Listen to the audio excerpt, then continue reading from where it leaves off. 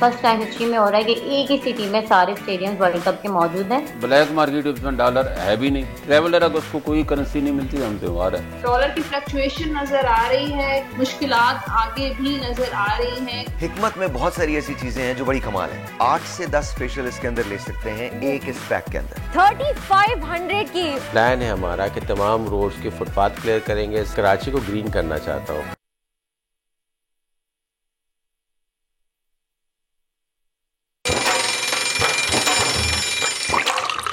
आजकल जिंदगी ही सुबह आउट ऑफ कंट्रोल है, दुनिया बोल है, तेरी दुनिया बोल है।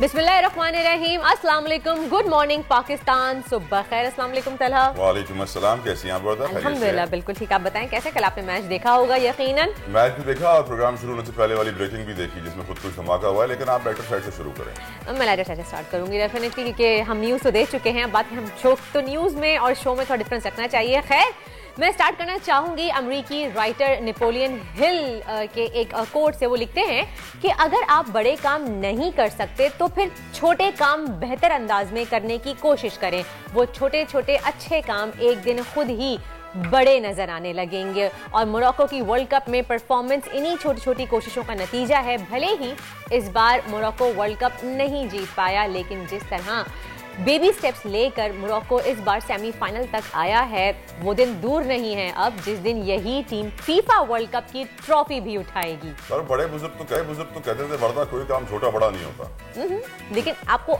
आहिस्ता आहिस्ता काम करके, अगर देखें कोई आप बहुत बड़ा काम नहीं कर सकता, अगर आप कहते हैं कि जी हमसे कोई इतना बड़ा काम नहीं हो रहा, तो अच्छे काम करें, छोटे छोटे ही काम। कोई काम छोटा बड़ा नहीं होता। वो प्रोफेशनल फील्ड में भी आप कह सकते हैं तला कि कोई भी काम करने से हिचकिचाएं नहीं, कोई भी काम करने से पहले शर्माएं नहीं, हेजिटेट ना हो।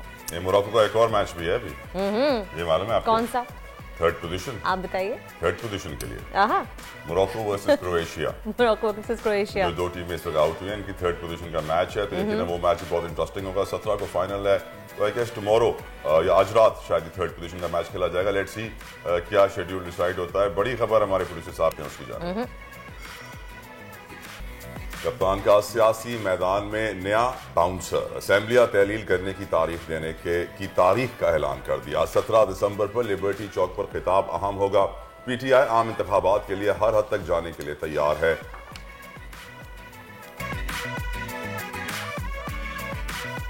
मुल्क में डॉलर की शदीद किल्लत, मनी एक्सचेंज से डॉलर गायब। हुकूमत ने सालाना $30,000 बैरून मुल्क ले जाने की हद मुकर्रर कर दी।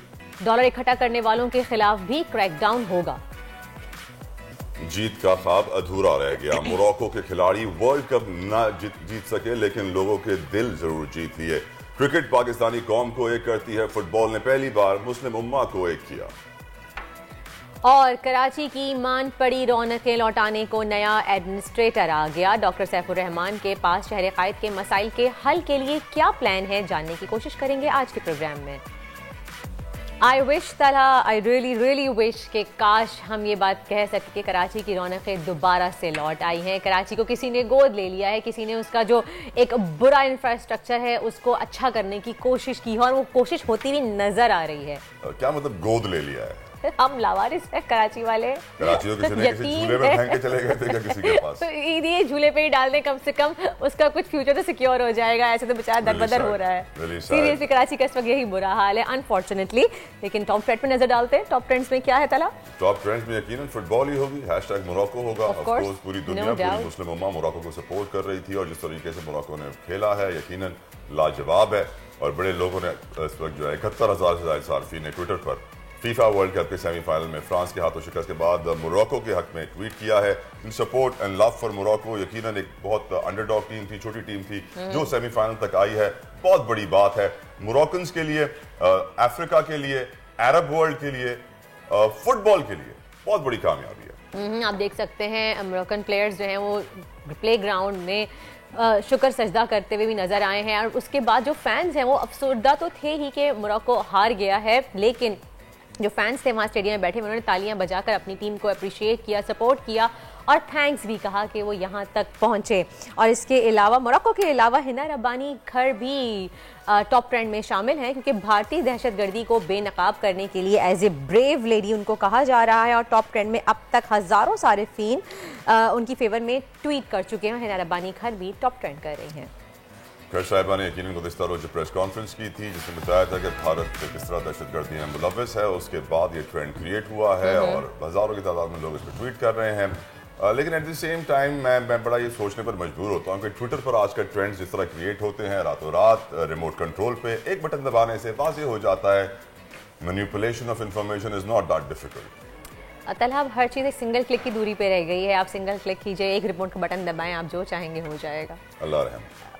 टेक्नोलॉजी तो इस तरफ ही लेके जा रही है। खैर आगे बढ़ते हैं और बात करते हैं कुछ पॉलिटिकल डेवलपमेंट के हवाले से कि इतनी कंफ्यूजन थी कि इलेक्शन होंगे कि नहीं होंगे, इलेक्शन कब होंगे, क्या रमज़ान से पहले होंगे, रमज़ान के बाद होंगे, इलेक्शन होंगे भी या कोई इंटरिम हुकूमत आएगी या फिर यही हुकूमत कंटिन्यू करेगी। खैर अहबाम की कैफियत जो है वो ख़त्म हो चुकी है, क्योंकि इमरान खान ने वाजे कर दिया है कि वो 17 तारीख को पंजाब और खैर पख्तूनख्वा की असम्बलियाँ तहलील करने का ऐलान करेंगे, यानी कि वो 17 दिसंबर को तारीख देंगे। और अब वो फवाद चौधरी ने कहा था, उन्होंने ये बात कही थी नीचा टीवी चैनल में कि 20 दिसंबर तक असम्बली तहलील कर दी जाएंगी, लेकिन खान साहब ने कोई तारीख नहीं दी थी। खान साहब ने अब 17 दिसंबर की तारीख का ऐलान किया है, लेकिन ये ऐलान किया है कि वो उस तारीख को बताएंगे कि किस तारीख को असम्बलियाँ तहलील करनी है, या फिर कि कौमी असम्बली जाकर स्पीकर के सामने खड़े होकर इस्तीफों की मंजूरी भी लेंगे। ये भी कहा गया कि इस तरह से भी होगा। तो अब देख रहे हैं कि होने क्या वाला है। लेकिन जो बातें इस वक्त गर्दिश कर रही हैं वो यही कर रही हैं कि इमरान खान साहब तक कुछ हल्के पहुंचे हैं, ताकतवर हल्के, और उन्होंने कहा है कि आप इस वक्त असम्बलियाँ तहलील ना करें, कुछ इस वक्त और इकदाम होने हैं, उसके बाद तहलील कीजिएगा। कोई कह रहा है लाहौर का मास्टर प्लान है, कोई कह रहा है कोई और हल्के हैं, कोई कह रहा है कुछ है, लेकिन हालात ये हैं कि पहले इमरान खान साहब ने कहा था कि 20 दिसंबर तक तहलील कर दी जाएंगी, बिल्कुल वाज़ेह था, लेकिन अब बताया जा रहा है 17 को बताएंगे कि कौन सी तारीख को तहलील होंगी। तो इससे ऑफकोर्स ऑब्वियस हो जाता है कि कुछ ऐसे हल्के हैं ताकत के जो सूरत हाल को कंट्रोल करने की कोशिश कर रहे हैं। मुल्क की जो हालात हैं सियासी और मुआशी, क्योंकि सियासत ने मईशत तबाह कर दी है, डॉलर शॉर्ट हो चुका है, लोग परेशान हैं, करें तो क्या करें। तो यकीनन मेरे ख्याल से इमरान खान साहब के जो इस वक्त मुखालिफिन है वो फिर यही बोलेंगे खान साहब ने एक यू टर्न लिया है। हम आई थिंक फुटबॉल का जिक्र करेंगे। हमें ज्वाइन किया है रुखसार राशिद ने, जो कि इस वक्त कतर में हैं, फुटबॉल वर्ल्ड कप देख रहे हैं, एंजॉय कर रहे हैं। We are so very grateful Rukhsar, आपने अपना कीमती वक्त हमें दिया। रुखसार ये बताइएगा कि कल के मैच के बारे में क्या कहेंगी? मोरक्को की परफॉर्मेंस कैसी लगी आपको? हार गई अलबत्ता, लेकिन खेला उन्होंने बहुत अच्छा था, क्या कहेंगी?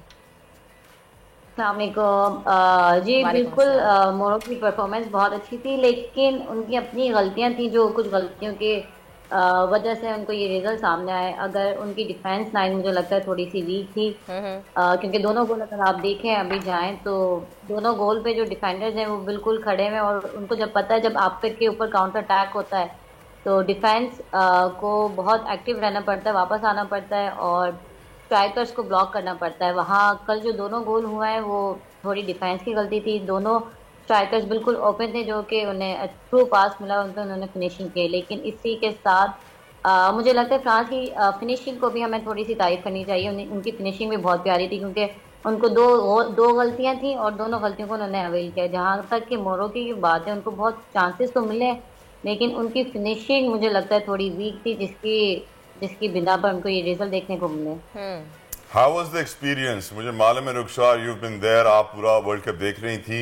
किसकी अचीवमेंट सबसे बड़ी है? कौन जीता? काफी लोग कह रहे हैं कि सबसे बड़ी फतह फलस्तीन की हुई है, आप क्या कहेंगे? बिल्कुल ऐसा ही है, क्योंकि आप पिछले मैचेस में भी देखें तो जो नेशनल टीम है हमारी मोरक्को की, उन्होंने जीत के बाद पहले सजदा किया, उसके बाद फलस्तीन के फ्लैग को उन्होंने ग्राउंड में रेस्ट किया। तो आई डोंट नो मीडिया पे आप लोग को ये दिखा रहे हैं या नहीं दिखा रहे, तो ये तो एक इवन के ऑडियंस के पास फलस्तीन के फ्लैग हैं, तो एक बहुत बड़ी अचीवमेंट है हम सब के लिए, सारे अरब हमारे मुस्लिम ममालिक के लिए, कि इतने सालों बाद कोई मुस्लिम कंट्री इतने दूर तक आई है, सेमीफाइनल तक आई है। और एक बहुत खूबसूरत मैं तो कहूँगी कि कल की हार तो हार थी, किसी को एक को जीतना था, हारना था, लेकिन अभी तक जो परफॉर्मेंस मोरक्को ने दी है, पोर्तुगाल को बाहर किया और बाकी दूसरी टफ टीम स्पेन को बाहर किया, तो बहुत अच्छी परफॉर्मेंस के साथ आए। We are proud of them. Finals में किसको जीतते हुए देखती हैं रुखसार, अर्जेंटीना या फिर फ्रांस? वैसे फाइनल की मेरा तो था कि क्रोएशिया और मोरक्को को आना चाहिए था, लेकिन अब फ्रांस एंड अर्जेंटीना है तो I will support Argentina. Croatia Morocco में कौन जीतेगा थर्ड पोजीशन? उसमें कोई भी जीता देन आई डोंट माइंड, लेकिन एज अ मुस्लिम मेरी हम सब की फीलिंग्स जो मोरक्को के साथ ही but as a Muslim Rukhsar I am sure it would be a proud moment जिस तरीके से कतर ने सब कुछ ऑर्गेनाइज किया। इस मैनेजमेंट के बारे में कुछ बताइए रुखसार। बहुत ही खूबसूरत ऑर्गेनाइज है यहाँ पे। एक स्लोगन, फीफा का स्लोगन है फुटबॉल यूनाइट्स द वर्ल्ड, और कतर ने इसको बिल्कुल एक सक्सेसफुल इवेंट बना के प्रूव कर दिया है। तो अरब ममालिक और मुस्लिम कंट्रीज का जो message all over the world जा रहा है इज वेरी पॉजिटिव, क्योंकि यहाँ की कतरी पीपल बहुत ही हॉस्पिटेबल है यहाँ पे। लेके वो मैं आपको क्या कहूँ, they are so warm welcoming, they have the smile on their faces, they are distributing the खजूर एंड यहाँ का कहवा इवन फैंस को, पब्लिक ऑडियंस और जो मैनेजमेंट है यहाँ की, सो स्मूथ सो इजी कि आपने जब स्टेडियम्स में जाना है, सारे 8 स्टेडियम्स कतर ने डेवलप किए हैं, और आप देखेंगे फर्स्ट टाइम हिस्ट्री में हो रहा है कि एक ही सिटी में सारे स्टेडियम्स वर्ल्ड कप के मौजूद हैं, और उसमें सफ़र करना भी इट्स रियली ईजी। कि मैं खुद भी यहाँ पे वॉलंटियर कर रही हूँ, तो मुझे एक ग्राउंड से दूसरे ग्राउंड में जब जाना होता है तो we have a shuttle bus here, after the shuttle bus it's a metro, then after metro we have to walk a little bit and then again there is a shuttle bus and there is a walk. तो आप public transport throughout use कर रहे हैं और उसमें इतना smoothly आप जा रहे हैं कि आपको बिल्कुल भी फील नहीं हो रहा कि आप वर्ल्ड कप में कतर में बैठ के वर्ल्ड कप की आप आना जाना करें। अगर हम अपने ही मुल्क की थोड़ी सी बात कर लें तो थोड़ी सी भी वीआईपी मूवमेंट होती है तो ट्रैफिक रुक जाता है, ब्लॉक हो जाता है, बारिश हुई तो सब बंद, तो एक बहुत ही पजल सिचुएशन हो जाती है। लेकिन यहाँ पे वर्ल्ड कप चल रहा है और इतना स्मूथ जा रहा है कि 1 घंटे में हम एक स्टेडियम से दूसरे स्टेडियम पब्लिक ट्रांसपोर्ट में। No doubt, thank you so much Rukhsar. No doubt middle east की हॉस्पिटैलिटी बहुत ज्यादा मशहूर है और वहाँ के ये लोग बहुत ऑर्गेनाइज्ड हैं, हर चीज बहुत प्री प्लान करते हैं। मिडिल ईस्ट में कहीं भी कतर इस वक्त फीफा वर्ल्ड कप को ऑर्गेनाइज कर रहा है, जिस तरह से उनकी प्लानिंग है, उनका इंफ्रास्ट्रक्चर उन्होंने डिजाइन किया है, उनकी स्ट्रेटेजीज हैं, वो नो डाउट काबिल तारीफ है। ये वर्ल्ड कप मुस्लिम उम्मा का है, चाहे कतर की वजह से हो, चाहे मोरक्को की वजह से हो, चाहे फलस्तीन की जीत की वजह से हो। यकीनन हम इस बात पे फख्र। एक ब्रेक लेते हैं, प्रोग्राम जारी रहेगा। बड़े खास मेहमान है, कहीं जाइएगा बात। आजकल जिंदगी ही सुबह आउट ऑफ कंट्रोल है, दुनिया बोल है, तेरी दुनिया बोल है। Welcome back after the break. आप देख रहे हैं दुनिया बोल है और अब कुछ उतार चढ़ाव का जिक्र कर लेते हैं तलक, क्योंकि डॉलर में भी बहुत ज्यादा उतार चढ़ाव देखने को मिल रहा है जो हुकूमत की नाक़िस माशी पॉलिसी है। अवेलेबिलिटी ऑफ डॉलर, ये हुकूमत जब आई थी, शहबाज शरीफ साहब जब वज़ीर आज़म बने थे तो तकरीबन 22 अरब डॉलर्स के रिजर्व थे। आज ऑफिशियल जो रिजर्व स्टेट बैंक में है वो 12 अरब डॉलर से कम रह गए हैं, जिसमें से 6 अरब डॉलर स्टेट बैंक के हैं, बाकी कमर्शियल बैंक्स के हैं। एलसीज नहीं खुल रही हैं, लेटर ऑफ क्रेडिट ना खुलने की वजह से पाकिस्तान फार्मास्यूटिकल से लेकर तमाम तरह की इंडस्ट्रीज सेक्टर सब परेशान है, क्योंकि खाम माल बाहर से आता है, रॉ मटेरियल बाहर से आता है, बहुत सारों की और सामान बाहर से आता है। जिसका सामान बाहर से आता है वो यही रो रहा है कि ना हमारी एलसी खुल रही है, ना हमारा सामान कभी निकलेगा, क्लियर होगा, पोर्ट पे फंसा हुआ है, डैमेज लग रहा है। और इसके अलावा जो लोग ट्रैवल भी कर रहे हैं उनको भी डॉलर खरीदने में बड़ी मुश्किलात हो रही हैं और ये डॉलर अब नापैद होता जाएगा। कहा जा रहा है कि जनवरी में हुकूमत को एक बड़े अमाउंट ऑफ डॉलर्स की जरूरत है, अगर वो नहीं अरेंज हुए तो हुकूमत बड़ी मुश्किलात से दो चार हो। इस वक्त आपको बताएं कि इंटर बैंक में डॉलर जो है वो 224 रुपए 71 पैसे पर ट्रेड किया जा रहा है और ओपन मार्केट में इस वक्त डॉलर की कीमत जो है 234 रुपए का हो गया है। लेकिन ब्लैक में जो डॉलर मिल रहा है वो 255 रुपए मिल रहा है और वो भी नहीं मिल रहा है, वो भी ब्लैक में कहूंगी कि जिसका जितना तुक्का लग जाए। दोस्ती होगी मलिक बुस्तान से शायद उसको मिल जाए, वरना नहीं मिलेगा। हमारे साथ मौजूद है मलिक बुस्तान, सदर फॉरेक्स एसोसिएशन। बुस्तान साहब thank you so very much. एक तो आपके बाल देख के मैं फौरन जेलस हो जाता हूँ, मुझे भी कोई ऐसा आटा ला के दें, या तो फिर आप डॉलर से नहा रहे होते हैं। ये बताइए what is the situation sir? मुल्क बाल कर दो में झगड़ा हुआ है तो उसकी बाल बचाएं, बाल से बचाएं। क्या सिचुएशन है बुस्तान साहब, कितने हालात खराब हैं? कहाँ गया डॉलर, पहले बताएं गया कहाँ, गायब? डॉलर कहीं भी नहीं गया, यहीं पर है, घरों पे पड़ा है और लोगों ने होल्ड कर लिया है इस उम्मीद पे कि हमारे जो लोगों की जो ज़हन है ना वो कसिनो इकॉनमी में रातों रात अमीर होने हमने शॉर्टकट। अभी यही डॉलर आज से 2 महीने पहले सैलाब से पहले 250 से कम होके 200 तक, यकीन करो कोई खरीदने वाला नहीं था। आप लोग भी खबरें चला रहे थे, लोग डॉलर लेके घूम रहे हैं, कोई खरीदने वाला नहीं है।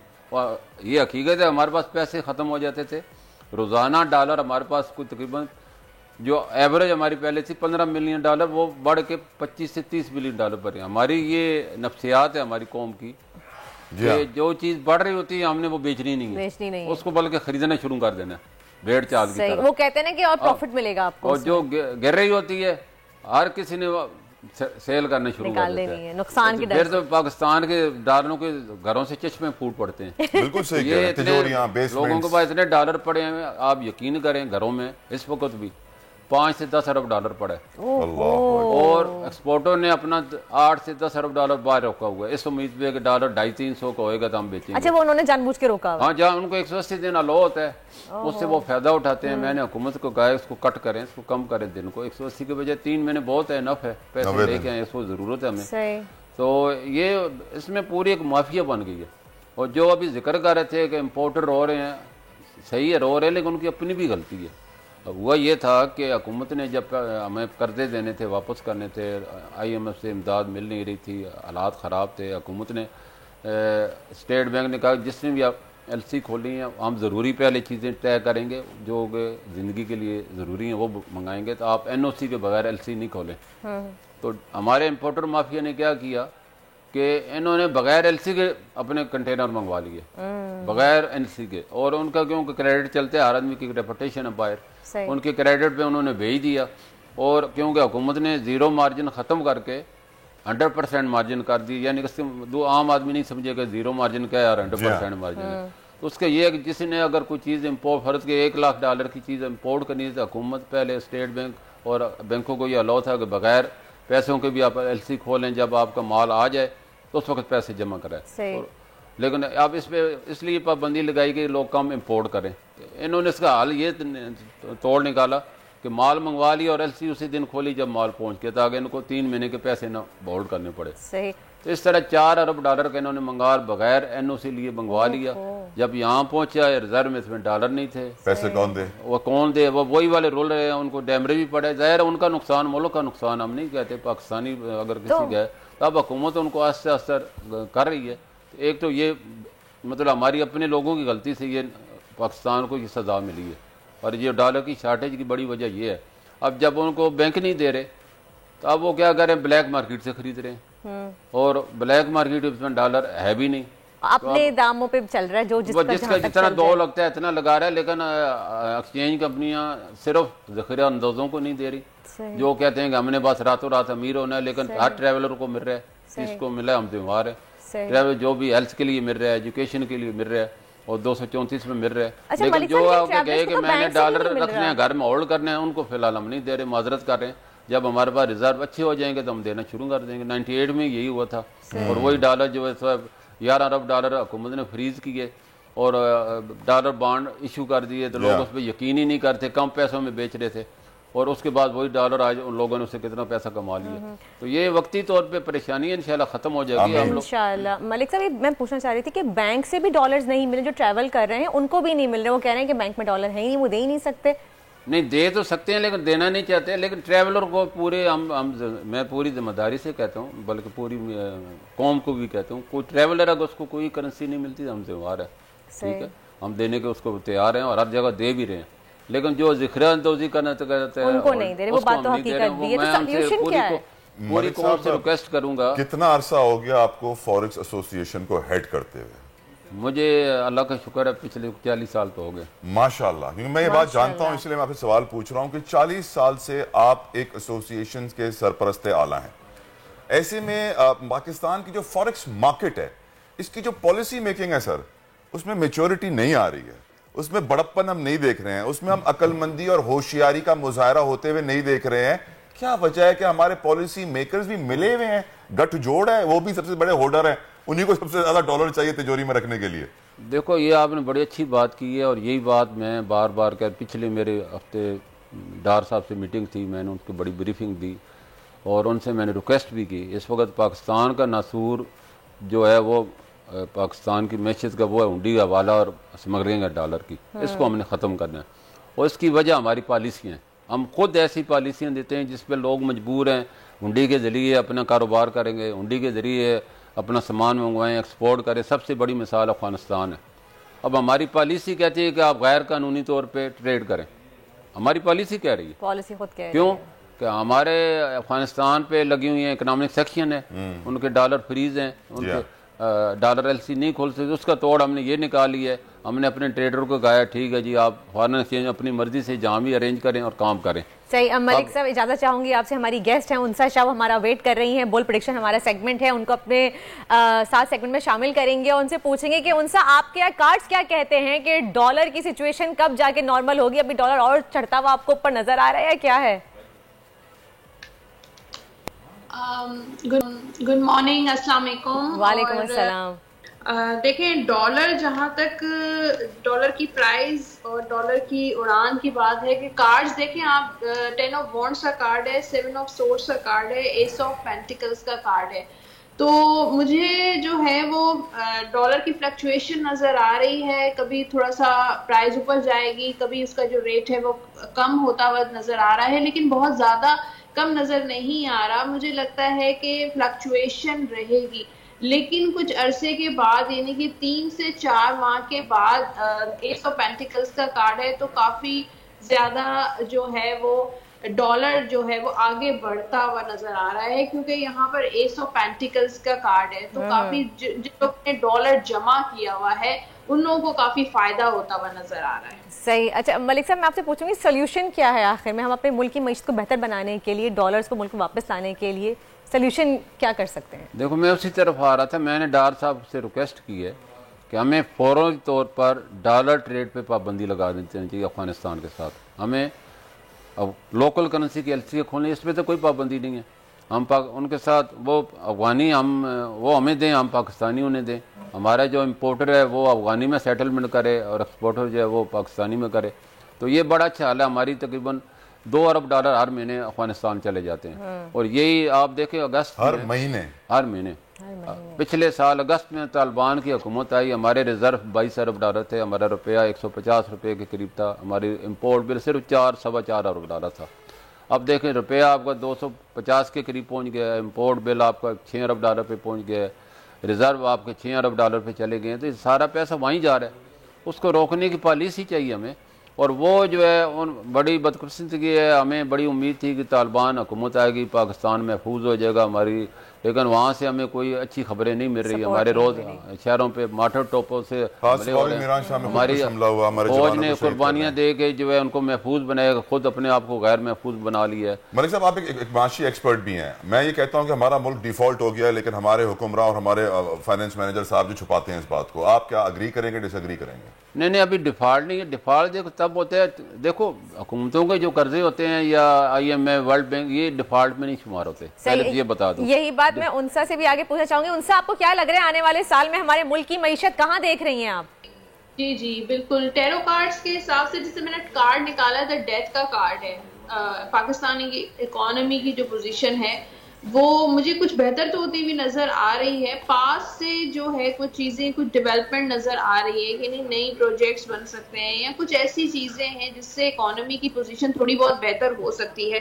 एस ऑफ सोर्स का कार्ड है, मुश्किलात अभी भी हैं और मुश्किलात आगे भी नजर आ रही हैं। कुछ नई चीजें तो होंगी, डेवलपमेंट थोड़ी बहुत होगी, लेकिन कोई खास चेंजेस नजर नहीं आ रहे।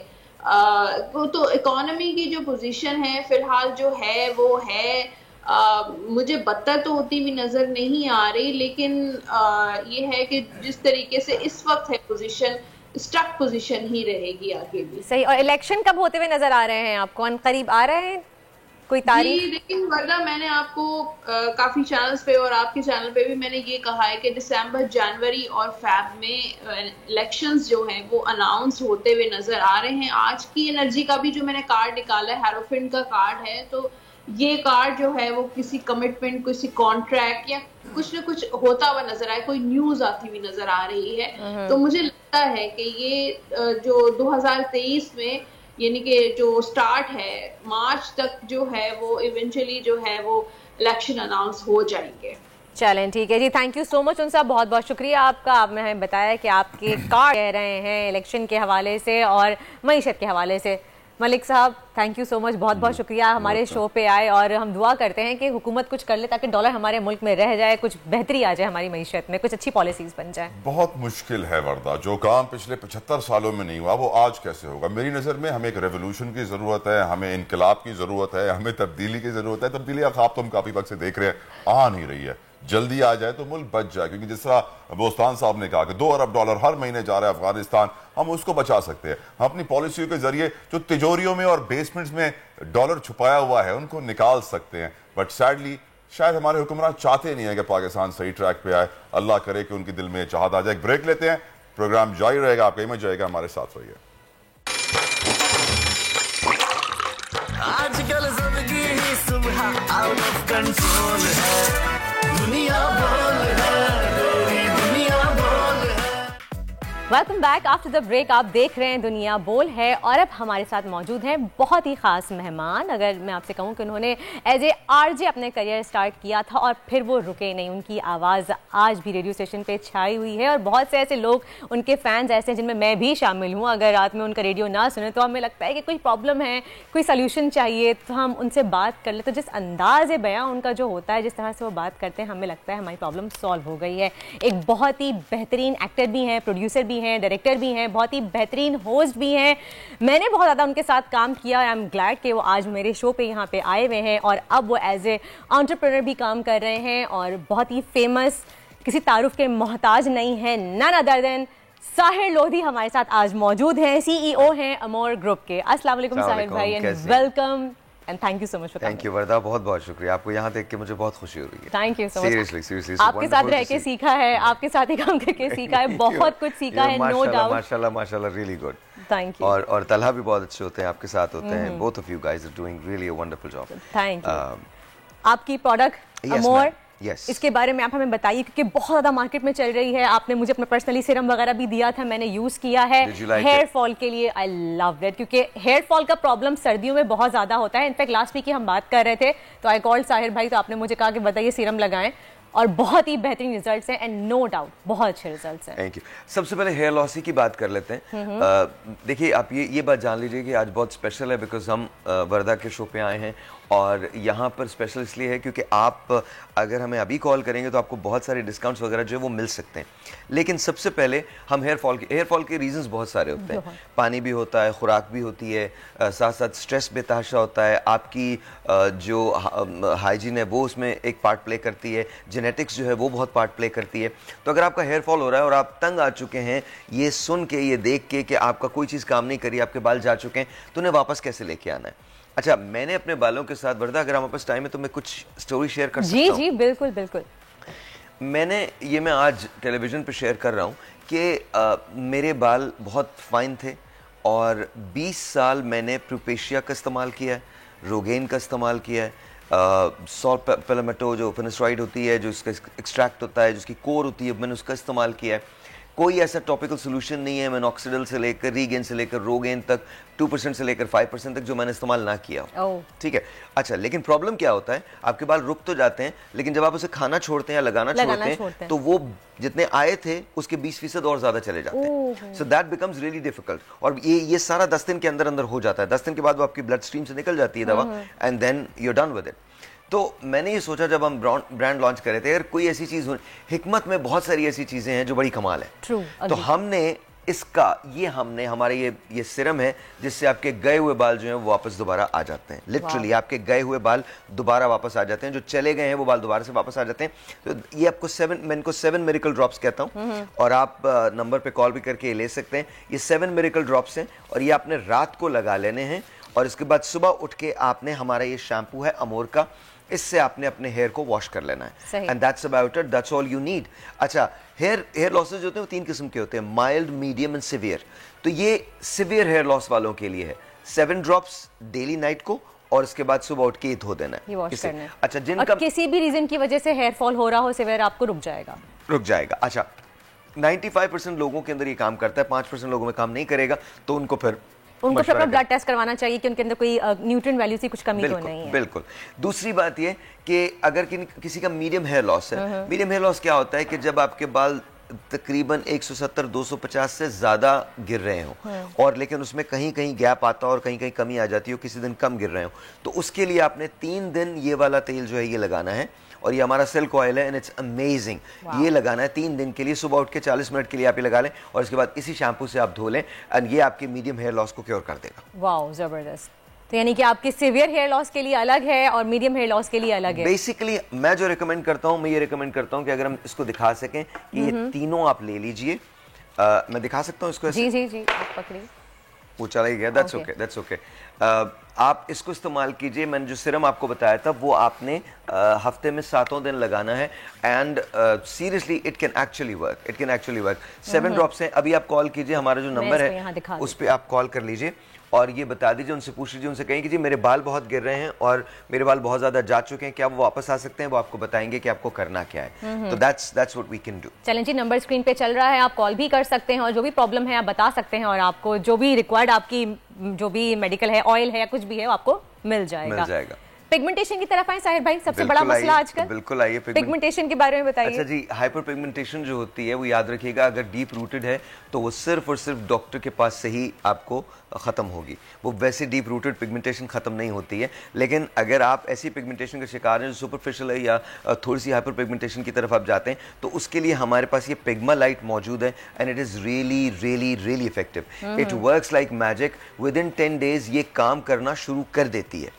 Within 10 days आपकी ब्लेमिशेस जो हैं वो कम होने शुरू हो जाते हैं। झाइयां, स्पेशली ये वाला हिस्सा जो है, ये जो एरिया होता है आपका, जिस पे आप कंटूर, जिस पे आप करते हैं वो ज्यादा एरिया इफेक्ट करता है। लेकिन आपको उसको लगाने का तरीका बहुत सिंपल है। हमारा ये एक फेस वॉश है, आपने उसके साथ इसको ले लेना है इस तरह से।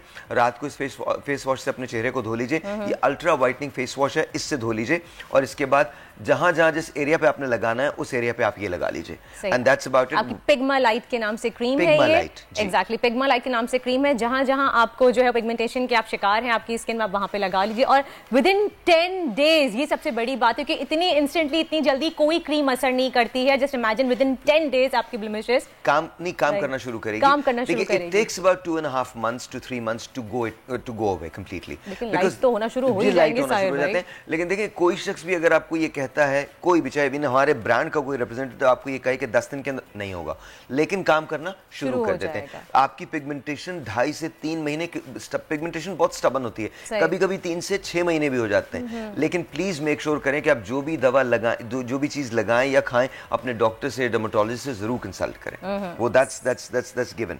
एक चीज के बारे में अगर आप मुझे इजाजत दें, मैं बात करना चाहता हूं। आपका शो है, जो आप चाहें, जिस तरह आप चाहें, शो आपका है, शो आपका, मैं आपका मेहमान हूं, बट शो आपका है and it's a wonderful show by the way. मैं ये खुद इस्तेमाल करता हूँ and I recommend everyone to use this. ये अमोर कर्व है। ये मेरी एक बहुत शदीद ख्वाहिश थी, मैंने हमेशा वेट के मामले में स्ट्रगल किया।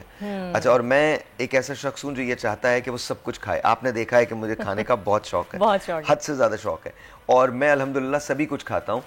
ये उन लोगों के लिए हरगिज़ नहीं है जो डाइट कर रहे हैं, उनके लिए नहीं है। अच्छा।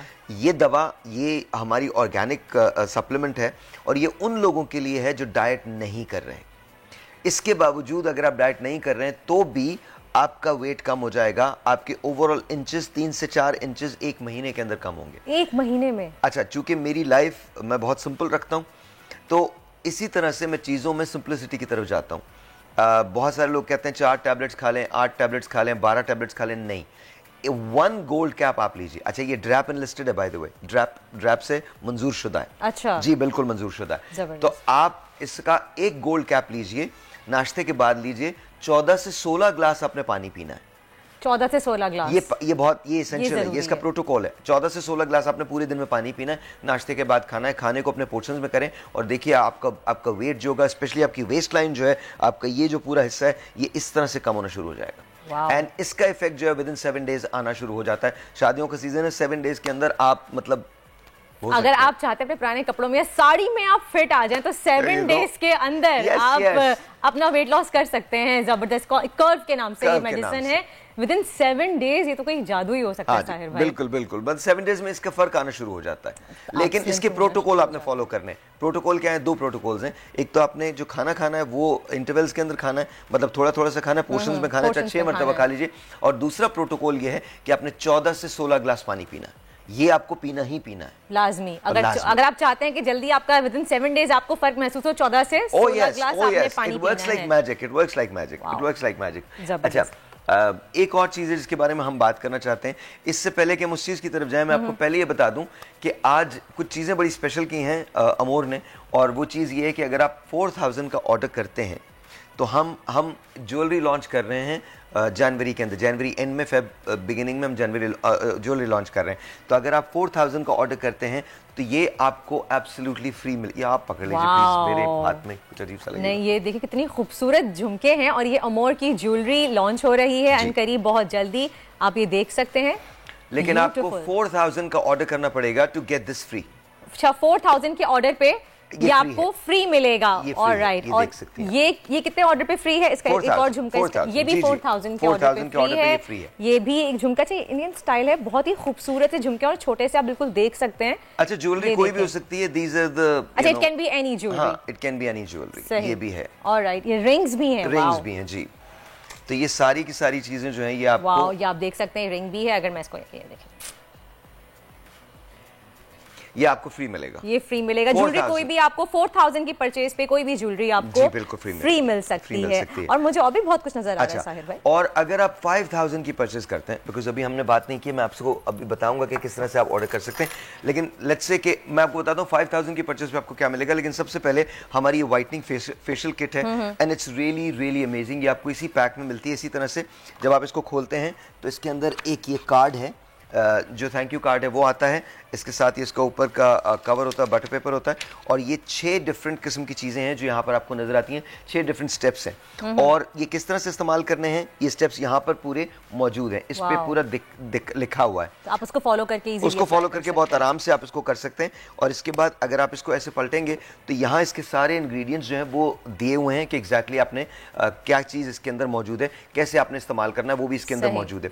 ये हमारी व्हाइटनिंग फेशियल किट है। ये 40 मिनट्स के अंदर आपको 2 शेड्स लाइटर कर देती है, 2 शेड्स ब्राइटर कर देती है बेसिकली। 40 मिनट्स में 2 शेड्स ब्राइटर। शादियों का सीजन है, न्यू ईयर आ रहा है, तो आपको तो ये किट फौरन खरीदनी चाहिए। और आज डिस्काउंट्स बहुत ज्यादा हैं, आप ऑटोमेटिकली अवेल कर सकते हैं। अभी आपने कॉल करना है, नंबर आप देख लीजिए, आपको कॉल करना है और अभी कॉल कीजिए और ये डिस्काउंट्स अवेलेबल कर सकते हैं, आप अवेल कर सकते हैं। सबसे बड़ी बात जो इसकी है वो ये है कि वर्दा, जैसे आपने कहा शादियों का सीजन है, तो लिटरली आप ये देखिए कि आप कहीं अगर सैलून पर जाते हैं तो कोई भी अगर आप फेशियल लेते हैं तो 5000 से 50000 तक जाता है एंड अबव। सही, ट्रू। और ये आप 8 से 10 फेशियल इसके अंदर ले सकते हैं एक इस पैक के अंदर, और एक पैक आपका 5000 का है। ये पूरा किट आपकी 3500 की। Oh my God, just imagine 3500 की आपको एक पूरी इंस्टेंट व्हाइटनिंग फेशियल की किट मिल रही है, जिसमें आप 10 फेशियल्स कर सकते हैं। और कहाँ आप सैलून जाए, एक तो मुश्किल भी होता है साहिब भाई, टाइम निकाल के सैलून जाना, शादी वाले सीजन में अपॉइंटमेंट्स नहीं मिलते, फिर इतने महंगे आप फेशियल करवाएं। अच्छा, अगर आप 5000 का ऑर्डर करते हैं हमारे साथ,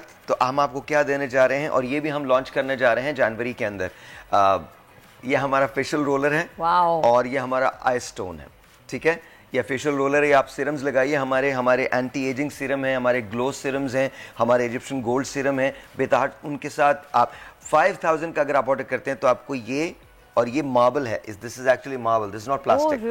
ये प्लास्टिक नहीं है, ये दिस एक्चुअली वर्क्स। ये आपकी स्किन को टाइट करेगा, बेहतर करेगा, और जॉ लाइन आपकी बनाता है, पूरी आपकी स्किन अपलिफ्ट करता है। ये देखिए, ये जॉ लाइन, ये रही, ये जॉ लाइन ऐसे करके आप लगा सकते हैं। ये देखें, देख सकती हैं आप इस तरह से अगर इसको अपवर्ड डायरेक्शन में करें, देयर यू गो, तो आपकी ये जॉ लाइन प्रोमिनेंट हो जाती है। यस, जबरदस्त। अच्छा, अभी लाफ लाइंस फिर आपके यहीं से टाइट हो जाते हैं, बिल्कुल टाइट होती है, बिल्कुल टाइट होती है, बिल्कुल टाइट होती है। अच्छा, तो ये हम आपको देने जा रहे हैं, and this is absolutely free. वैसे अगर आप लेते हैं तो 1500 का, लेकिन ये फ्री है अगर आप ये लेते हैं, लेकिन 5000 की परचेज पे। और साथ साथ हम अपनी एक डर्मा रोलर की लाइन जो है वो इंट्रोड्यूस करवा रहे हैं, दैट्स आल्सो इन जनवरी, और ये भी आपको फ्री मिल सकता है, 5000 पे। वाओ, अच्छा, मुझे यहाँ रखा था, मुझे लगा कोई रेजर रखी हुई है, but it's derma roller. Wow, it's a derma roller, आप इसको देख सकते हो।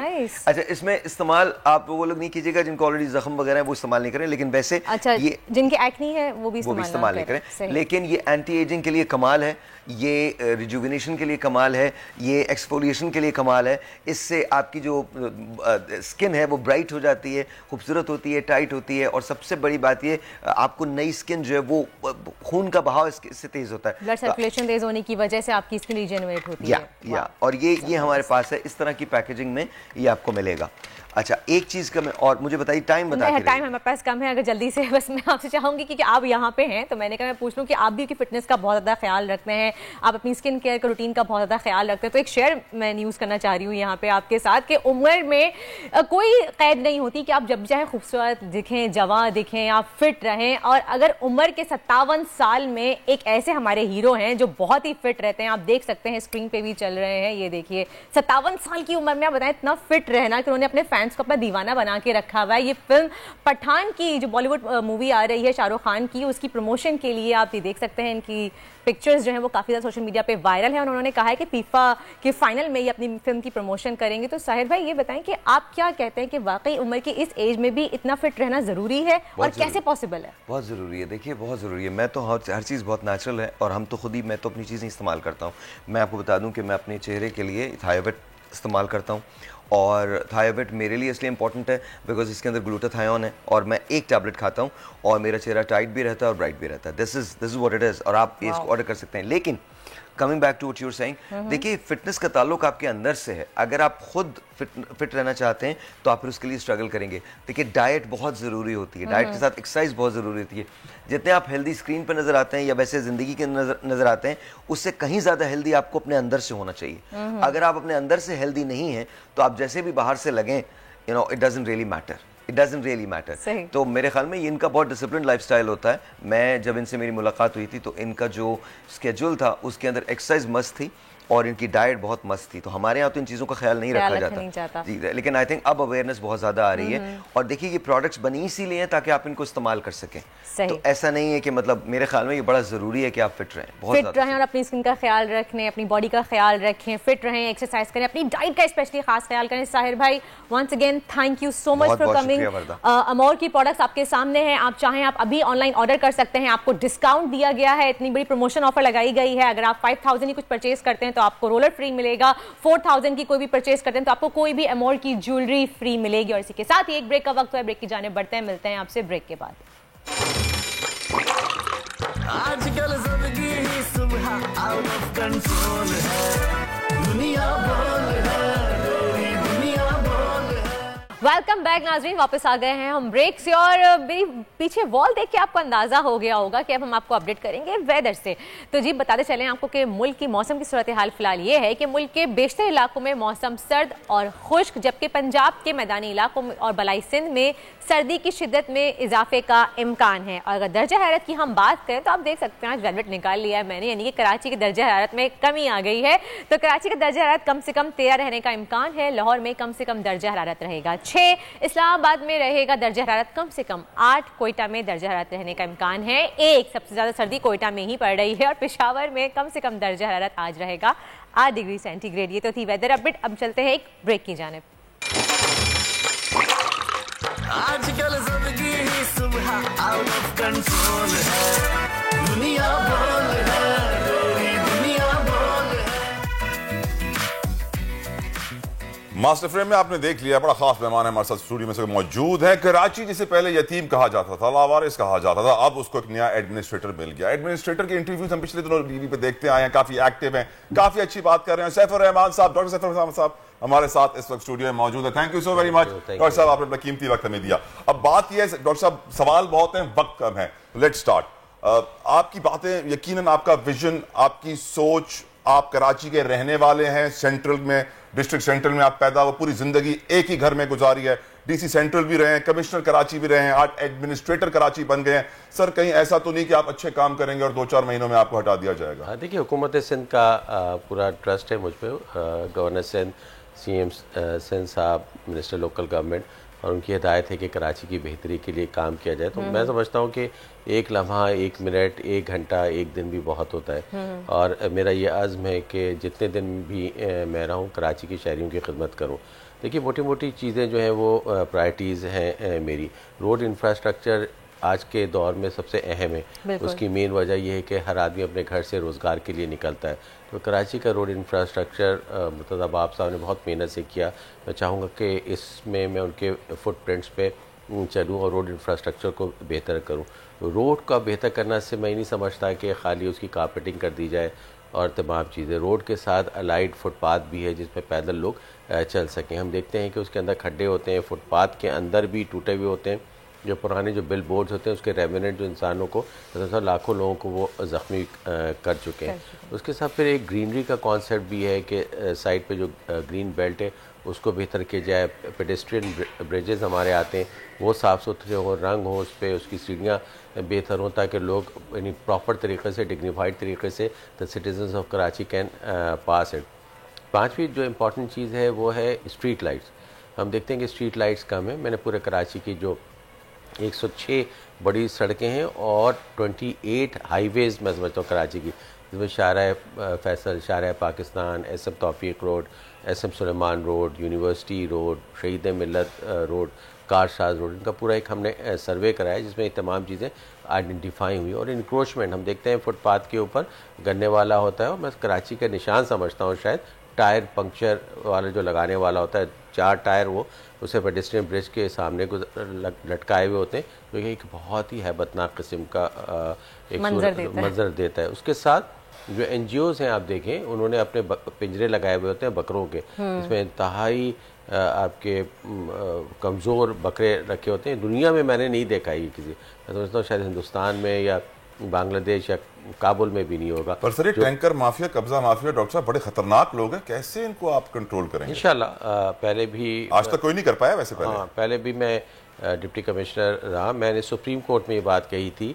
कि जितने भी पुलिस की चौकियाँ होती हैं ट्रैफिक पुलिस की जो कि फुटपाथ पे बनी होती है, इसकी मिसाल आप देख सकते हैं सिंध क्लब के सामने एक बहुत बड़ी चौकी थी, आगा खान की तरफ से अगर आप यूनिवर्सिटी रोड की तरफ से मुड़े वहाँ पर थी पेडी थाने, वो सारी हमने नीपा पे बहुत बड़ी बनी हुई है। डॉक्टर साहब कितनी सरकारी इमारतें कब्जे पर बनी हुई हैं सर, मैं नहीं बताऊं तो अच्छा है सर। हाँ, जो चीज़ें भी हम आइडेंटिफाई करेंगे उसमें जो एंटी इंक्रोचमेंट बाकायदा ड्राइव करेंगे। देखिए ये बहुत ज़रूरी है।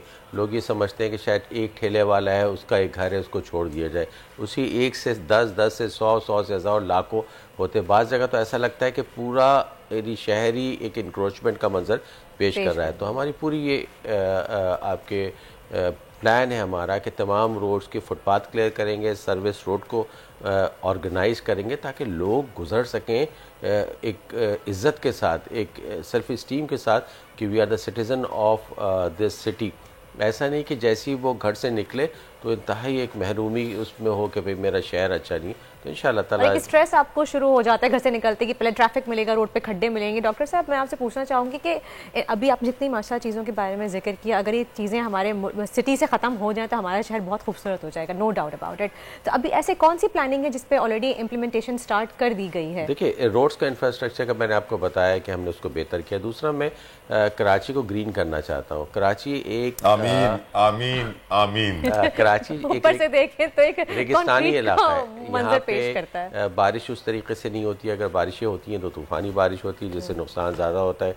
लाहौर, इस्लामाबाद या पंजाब या KP से हम मुकाबला नहीं कर सकते, इसलिए कि नेचुरल उस तरह का सपोर्टिव नहीं है, लेकिन फिर भी हमें पूरी कोशिश करनी चाहिए। मैं कमिश्नर था KMC में तो मैंने किडनी हिल एक बनाया था, जी हाँ, बहुत ठीक है ना, वो फिर उसमें मुर्तज़ा वहाब साहब ने बड़ी मेहनत की, आबशार बनाई, तमाम चीज़ें। इसी तरीके से मेरा ये अज़्म है कि तमाम रोड्स पे हम दरख्त लगाएंगे, बाकायदा खूबसूरत पौधे लगाएंगे, जो ख़ासतौर पे बोगनवेला का होता है, बड़ा रूबस्ट किस्म का वो पौधे जो ऑक्सीजन देते हैं ना कि कार्बन डाइऑक्साइड, तो वो हमारी कोशिश होगी। कोई पैच ऐसा नहीं आप देखेंगे जो खाली हो। अभी आप अगर आप PIB कॉलोनी से जेल चौरंगी की तरफ आए तो लेफ्ट पे लाखों टन मलबा था जो लोग अपने ट्रक वहाँ पे ऑफलोड करते थे और भाग जाते थे, तो वहाँ हमने पुलिस बैठाई और तमाम वो साफ़ करके उसको हम ग्रीन करें। अलादीन पार्क इसकी एक एग्जांपल है। तो अलादीन पार्क एक 72 एकड़ की जगह इंशाल्लाह बहुत अच्छा वहाँ पे एक पार्क बनेगा और एक ऐसी जगह बनेगी जो कि एक ऑक्सीजन टैंक होगी और यहाँ का इकोसिस्टम बेहतर करेगी। आमीन। दो मेरे आपसे गुजारिशें भी हैं, क्वेश्चंस भी हैं सर। एक तो सर स्पोर्टिंग के लिए, खेल को फरोग देने के लिए हमें ग्राउंड्स की ज़रूरत है, हमें इंफ्रास्ट्रक्चर की ज़रूरत है, हमें फैसिलिटीज़ की ज़रूरत है। इस वक्त जितनी आबादी है, जितने लोग हैं, आपको मालूम है अस्पताल कम पड़ जाते हैं, ग्राउंड कहाँ से पूरे पड़ेंगे। सर हमारे पास साहिली पट्टी है कराची में बड़ी खूबसूरत, उस साहिली पट्टी के ऊपर एक अजीब सा साइकिलिंग ट्रैक बना दिया है पार्किंग और समंदर के बीच में, यानी जहां से लोग हमेशा गुजरते रहे और आप साइकिल पे जा रहे हैं, उस पर कोई साइकिल नहीं चलाता, नाम उसका साइकिलिंग ट्रैक है। सर कोई अच्छी स्पोर्टिंग फैसिलिटीज, कोई सही साइकिलिंग ट्रैक दे दें, कोई सही बॉक्सिंग रिंग दे दें, कोई सही ग्राउंड दे दें क्रिकेट फुटबॉल हॉकी के सर, प्लीज। बहुत अच्छी बात की। देखिए पूरी दुनिया में खेल एक अहम जुज़्व है। ये न सिर्फ जहनी सेहत के लिए, जिस्मानी सेहत के लिए, इंसान की नफ्सियाती सेहत के लिए बहुत ज़रूरी है। और आजकल का जो दौर है टेक्नोलॉजी का, उसने बच्चों को बिल्कुल काउच पोटैटो बना दिया है। लोग वेट गेन हो रहा है, बहुत मोटे बच्चे, डिसऑर्डर्स का सामना करते हैं, तमाम चीज़ें। तो उस सिस्टम में हमारा कश्मीर रोड पे बहुत शानदार स्पोर्ट्स कॉम्प्लेक्स है जो कि 50 साल पुराना है, उससे ज़्यादा ही है। इंटरनेशनल लेवल के स्विमिंग पूल है उसके अंदर, हॉकी स्टेडियम है, लेकिन उसको मजीद फाल करना है। सिर्फ कश्मीर रोड नहीं ना सर, और भी होना चाहिए। उसके फैन से भी कुछ बना दे गरीबों के लिए सर। इजाजत देंगे तो मैं भी एक सवाल करना उसके बाद लांडी में हमारा एक स्पोर्ट्स कॉम्प्लेक्स है जो कि मुख्तलिफ वजूहात की वजह से कि शायद हमारे स्टाफ नहीं है, लेकिन उसको हम दौर जदीद के तकाज़ों के मुताबिक पब्लिक प्राइवेट पार्टनरशिप या किसी NGO के तहत उसको मैं कर दूंगा। हर डिस्ट्रिक्ट में होना चाहिए सर, मैं उसको कर दूंगा। नंबर 3 हमारा जो इस्लामिक आर्ट कल्चर का है फेडरल बी एरिया में, उसमें भी हम ये तमाम एक्टिविटीज़ करेंगे। हमारा वुमेन स्पोर्ट्स कॉम्प्लेक्स है के गुलशन इकबाल में, वो फाल है, लेकिन लोगों को शायद इतना वो नहीं पता आइडिया लोगों को उसका के कहाँ पे, और वो इस तरह से है भी नहीं कि अभी आप जाके इजीली वहाँ पे जाके इंशाल्लाह ये मैं आपसे 2 चीज़ें बताई वो मैं ज़रूर करूँगा। हमारे पास साहिल पे ज़ाहिर है कराची मेट्रोपॉलिटन कॉरपोरेशन की एक बहुत बड़ी जगह मौजूद है, तो इसमें 2 चीज़ें जो हमारे हर्ट से, एक तो हम उसको रेगुलराइज कर रहे हैं, रेट्स उसके बढ़ा रहे हैं ताकि हमें रेवेन्यू आए और वो जगह बेहतर हो, और जो डेवलपमेंट का काम उससे बन सका मैं ज़रूर करूँगा। डॉक्टर साहब एक बहुत इंपॉर्टेंट सवाल मैं करना चाहूँगी यहाँ पे आपसे कि आप हसन स्क्वायर से बैतुल मुकर्रम की तरफ जाने वाला रोड जो आप देखें वो बहुत ही खूबसूरत, बहुत ही हसीन रोड था, ग्रीनरी भी वहाँ पे थी पूरी फुटपाथ के ऊपर, लेकिन अनफॉर्चुनेटली जिसका भी हाल हुआ है उसका, क्योंकि वहाँ पे ग्रीन लाइन मनसूबाबंदी स्टार्ट कर दी गई, सारे दरख्त काट दिए गए हैं, उसको खोद दिया गया है, बीच में से पूरा लेन्स कम कर दी गई है, सिर्फ 2 लेन्स बची है वहाँ पे आने के लिए और जाने के लिए, जिसकी वजह से शदीद तरीन ट्रैफिक जैम वहाँ पे रहता है। तो इसकी कोई प्लानिंग क्यों नहीं की गई है? तो सर्विस लेन्स क्यों नहीं ख़त्म की गई? और ये क्या अब तो मसला है कि हम ट्रैफिक में फंस रहे हैं वहाँ पे, लेकिन जब ग्रीन लाइन का मंसूबा तैयार हो जाएगा तो क्या अब हमेशा कराची की आवाम इस रोड पे गुजरने से जो है वो ग्रेस करेगी क्योंकि ट्रैफिक में फंसना है आपने 1.5 घंटा? देखिए आपने बिल्कुल बात वजह फरमाई। ग्रीन लाइन प्रोजेक्ट स्टार्ट हुआ था 2012 में, उसमें भी बहुत तकालीफ लोगों को हुई, तो उससे सबक सीखा गया इस रेड लाइन के लिए, और उस रेड लाइन के लिए सबक ये सीखा गया। कल ही मैंने तमाम उनके अफसरान को बुलाया था जो इसके प्रोजेक्ट डायरेक्टर हैं कराची में, जो हेड करते हैं BRT को, तमाम लोगों, तो उन्होंने मुझे इस चीज़ की समझाया तमाम कि अभी ये बीच का जो ट्रैक है वो खाली, आपने देखा होगा न्यू जर्सी बैरियर रख कर आगे तक वो लेकर गए हैं, और वक्त के साथ साथ ये जो सर्विस रोड और जो मेन रोड को मिलाता हुआ एक आइलैंड है उसको वो हटाएंगे, लेकिन उसके नीचे यूटिलिटीज़ हैं, पानी की, गैस की, बिजली की, स्टॉप फाइबर की, इंटरनेट की, तो उसको वो लिफ्ट करेंगे। मैं आपको यकीन दिलाता हूँ इस चीज़ का कि इंशाल्लाह किसी भी तरह की कोई ट्रैफिक वहाँ पर अब जैम नहीं होगी। बेहतर हम करेंगे ट्रैफिक मैनेजमेंट को, मज़ीद वहाँ पे इम्प्रूव करेंगे, और वहाँ पे उस आइलैंड को जैसी हटाने की ज़रूरत होगी ताकि सड़क कुशादा हो जाए वो हम बेहतर कर देंगे। और तीसरा ये कि जब वो इंक्रोचमेंट है वहाँ पर बहुत ज़्यादा इंक्रोचमेंट, या फिर कराची के शहरियों के लिए जो एक तफरीगाह सी है, शाम को खाना पीना उस पर चौकी पे बैठ कर, एक तख्त पे बैठ के तमाम चीज़ें, वो अब कल्चर यहाँ पे इस तरह का डेवलप होता जा रहा है। लेकिन क्या इस तरह के रोड के ऊपर ये तख्त सिस्टम करना के अलाउ करना चाहिए इन चीज़ों, क्योंकि एक साथ आपके रोड चल रहा है और मेन रोड चल रहा है आपका, और उसके सामने ही जो है वो तख्त लगा दी, क्या इसकी जगह कहीं बैक साइड पे या अंदर की तरफ नहीं होनी चाहिए? हाईवे का एरिया समझ में आता है, वहाँ पे कुछ नहीं है, आपने पूरा एक अहाता लिया हुआ है, यहाँ मेन रोड पे सड़कों पे फुटपाथों के ऊपर चेयर तख्त लगा के आपने आवाम को बिठाया हुआ। ये बिल्कुल नामुनासिब है। ये इंक्रोचमेंट के ज़ुमरे में है कि आप वहाँ से कोई गाड़ी नहीं गुजर सकती, वहाँ से पैदल कोई आदमी चल नहीं सकता, ये बिल्कुल इंक्रोचमेंट है। इसके ऊपर बिल्कुल कार्रवाई होगी। मैं तो एक अच्छी चीज़ें कराची के शहरियों को बताना चाहता हूँ कि हमारे यहाँ इंटरटेनमेंट स्टाफ सिटी है ये, यानी अगर आपको ये बैरून मुल्क से या बैरून कराची से कोई आदमी आए तो आपको ये नहीं पता कि उसको मैं कहाँ लेकर जाऊँ। आप सिर्फ खाना खिलाएंगे उसको और फिर मज़ीद मोटा करके उसको वापस भेज देंगे। कोई एंटरटेनमेंट प्लेस नहीं है। तो किडनी हिल पे और बाग इब्न कासिम हमारे 130 एकड़ की जगह है, वहाँ पे जिप लाइन हम स्टार्ट कर रहे हैं, या जिसे कहते हैं चेयर लिफ्ट, उसका हमारा एक प्लान है जो कि कराची के शहरियों के लिए एक बहुत बड़ी आमीन। सर आपने माशाल्लाह आते ही चार्ज पार्किंग खत्म कर दी, मुबारक हो सर, कराची वालों की तरफ से आपके बेहद शुक्रगुजार है, अल्लाह करे ऐसा ही रहे।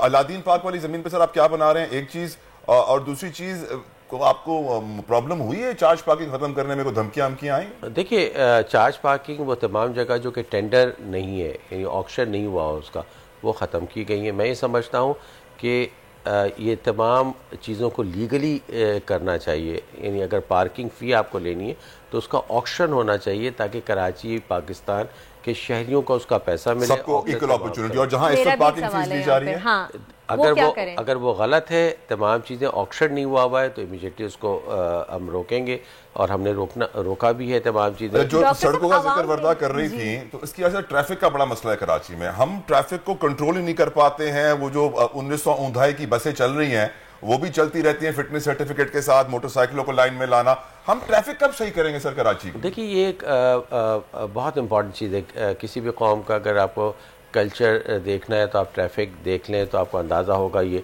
इसमें मैं अपनी गलती तस्लीम करना चाहता हूँ कि जब रोड सही नहीं होते तो ट्रैफिक भी बेहंगम होता है। उसकी वजह ये कि जैसी कोई गाड़ी जाती है, ज़रा सा भी खड्डा हो, उसे थोड़ा सा भी अपनी गाड़ी को बचाने के लिए स्लो किया तो पीछे पूरी एक लाइन लग जाती है। तो इसीलिए हम तमाम मेन रोड्स के पॉट होल्स को फिल कर रहे हैं। हमारी पुलिस की तनख्वाहें पंजाब की पुलिस के बराबर होंगी डॉक्टर साहब? इंशाल्लाह ज़रूर। हुकूमत सिंध बहुत काम कर रही है ट्रैफिक पे। हुकूमत सिंध ने बहुत मास ट्रांजिट किया, जिसकी एग्जांपल ग्रीन लाइन है, येलो लाइन है, अब रेड लाइन। ज़ाहिर डेवलपमेंट वर्क हो रहा है तो उसमें थोड़ी सी तो तकलीफ होगी, लेकिन इंशाल्लाह पूरी यूनिवर्सिटी रोड में मैं आपको आपके प्रोग्राम से के तवज्जो से बताना चाहता हूँ कि एक तो ट्रैफिक मैनेजमेंट मॉडल बेहतर होगा, और रोड को एक्सपेंड जैसे ही करना होगा, जो मैंने कल ये बात कही थी, तो वो जो सर्विस रोड और जो मेन रोड के बीच में जो मीडियन है वो हम तोड़ देंगे जैसी यूटिलिटीज शिफ्ट होती हैं, ताकि फ्लो ऑफ ट्रैफिक बहुत बेहतर हो। डॉक्टर सैफुर रहमान नए एडमिनिस्ट्रेटर कराची हमारे साथ मौजूद थे, और जो इन्होंने बातें कही हैं अल्लाह करे वो सच साबित हो जाए, और वो हो जाए, क्योंकि यकीनन ये सन ऑफ द सॉइल है, कराची के रहने वाले हैं, कराची के वासी हैं, तो कराची का दर्द समझते हैं, कराची वाले बड़े दर्द में हैं। प्रोग्राम का वक्त तमाम होता है, उम्मीद करता है आपको हमारा शो पसंद आएगा। डॉक्टर साहब thank you so very much for being a part of our show. Until next time, take good care of yourself. अल्लाह हाफिज़। आजकल जिंदगी ही सुबह आउट ऑफ कंट्रोल है, दुनिया बोल है, तेरी दुनिया बोल है। ओ पाया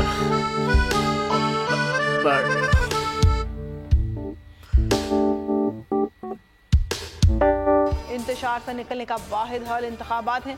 हकीकी आज़ादी मार्च आज रवा। खबर आयत के मुताबिक अगर आप उसको ये रिपोर्ट दे दे तो मैं आपको अपनी 4 सीटें दे दूंगा। मौलाना हाँ साहब, वो जो रिपोर्ट हमें दे दे, और वो जो नीली पीली चैनल है वो लगाए। जाओ शबाज। हम ऐसा टीवी देखते ही नहीं जिसका रिमोट हमारे हाथ में न हो। और यहाँ पे कोई 2 नंबरी नहीं चलेगी। और हम कोई गुलाम है जो आप रिमोट मांगे हम दे दें? Absolutely not. यहाँ पे सिर्फ पाकिस्तान का नंबर 1 चैनल चलेगा, बोल, जो हकीकी सहाफत की जंग लड़ रहा है। पाकिस्तान के लिए कोई और नहीं, सिर्फ बोल खड़ा है। आप सब भी बोल देखें।